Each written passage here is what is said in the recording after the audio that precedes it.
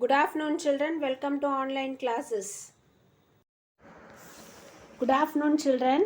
Welcome to 8th standard online class. So, in the previous class, we have seen about this potential energy and kinetic energy and the equations for potential and expressions for potential and kinetic energy. Today, we are going to discuss the topic energy transformation. Energy transformation.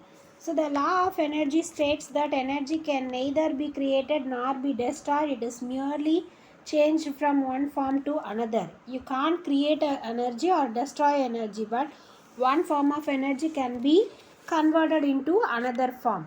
This can be proved by a simple example. When you rub your hands, actually what you are doing, it's against the you are doing the friction work, isn't it? So the frictional, that is the movement of the hands, is going on there. That is the kinetic energy is being converted into thermal energy. Thermal means heat energy. As a result of rubbing your palms, you will feel the heat energy, right? So rubbing process is a kinetic energy. In that action, a kinetic energy is involved. That kinetic energy is converted into thermal, that is heat energy. Do you understand? Yes. Similarly, the other gadgets like electrical gadgets convert electrical energy into thermal energy. Right. Heaters, toasters, glaciers, electric kettles, ovens, all these geysers, all these convert the electrical energy into thermal energy.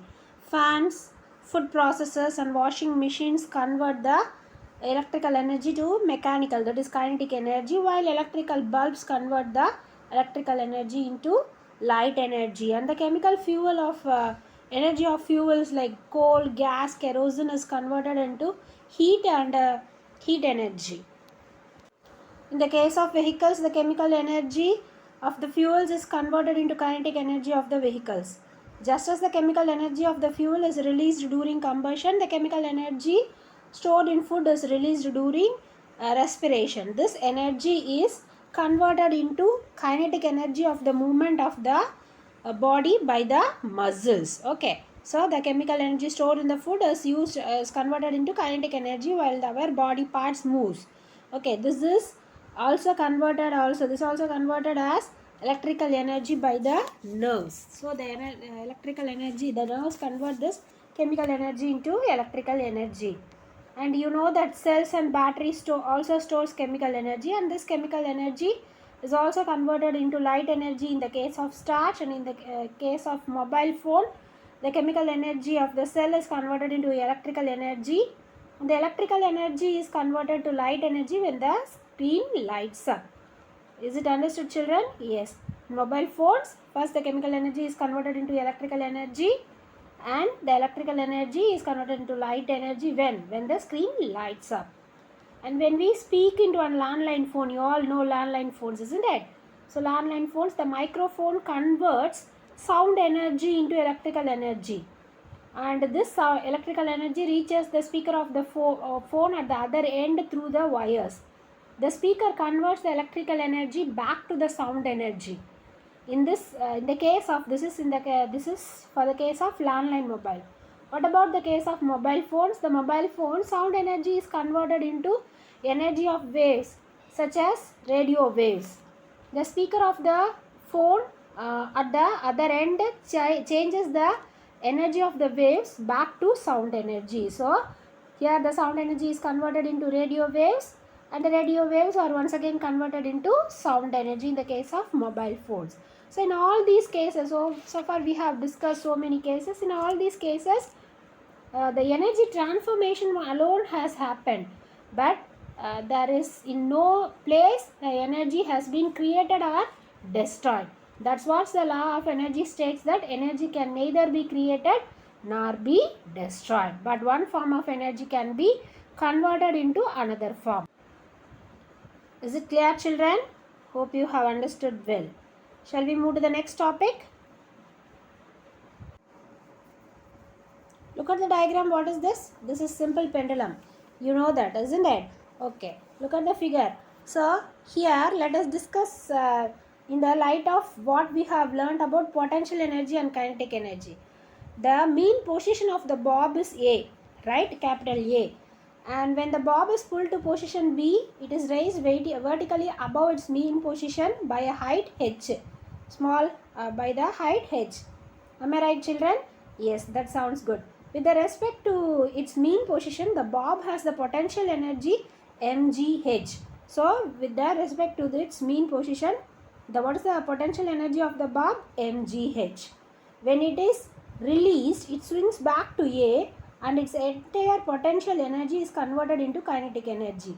Right? The potential energy will be, since it is moving, it will become kinetic energy, and which is equal to half mv square. We know that for kinetic energy, the equation is half mv square.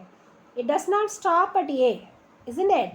But moves back to other side C, where its entire kinetic energy is converted into potential energy. By reaching C, the kinetic energy is converted into potential energy. From C, the bob swings again to A. Again it reaches A. Okay, children. Again it reaches A and then to B. Not only to A and also to B, and the process is repeated. This is how the simple pendulum works, right? The potential energy of the bob is thus converted to kinetic energy, which is again converted to potential energy. Am I right? Yes. This is a repeated process. At first it has the potential energy. It is while moving from A to B, it has kinetic energy. While reaching B, it will attain potential energy. From there, it again begins to move, and as it attains the kinetic energy, and after reaching A, it attains potential energy. From A, it moves to B, it attains kinetic energy. There it is at C, it retains the potential energy. It can be shown mathematically that the sum of the kinetic energy and the potential energy of the bob at any point in its path remains constant. We can prove that the kinetic energy and potential energy of the bob remains constant by mathematical terms. Okay, that is to say, energy is not lost, it is merely converted from one form to another form, which is what the law of conservation of energy says. So, it obeys the law of, the simple pendulum also obeys the law of conservation of energy. Is it clear, children? Yes. However, if there is no loss of energy, the bob ought to oscillate with constant amplitude forever. Why does this not happen in reality? Is the bob continuously waving? No, it will stop at one moment, isn't it? To move the bob has to make the room itself by pushing aside the air in front of it. So the bob is moving by pushing the air in front of it. Hence, it has to do a certain amount of work. A part of energy, its energy is lost in doing this work. Thus, its energy decreases gradually, and so does its amplitude. It finally comes to rest at its mean position when the entire energy is dissipated. Is it clear, children? So, by pushing the air, while it moves from one position to another position, the from when it moves from one position to another position, it has to push the air particles. So by doing that work, it loses some energy. Because of that loss of energy, it come to rest at some point. You understood this working of simple pendulum? So we have explained the simple pendulum in terms of potential and kinetic energies. Do you understood today's lesson, children?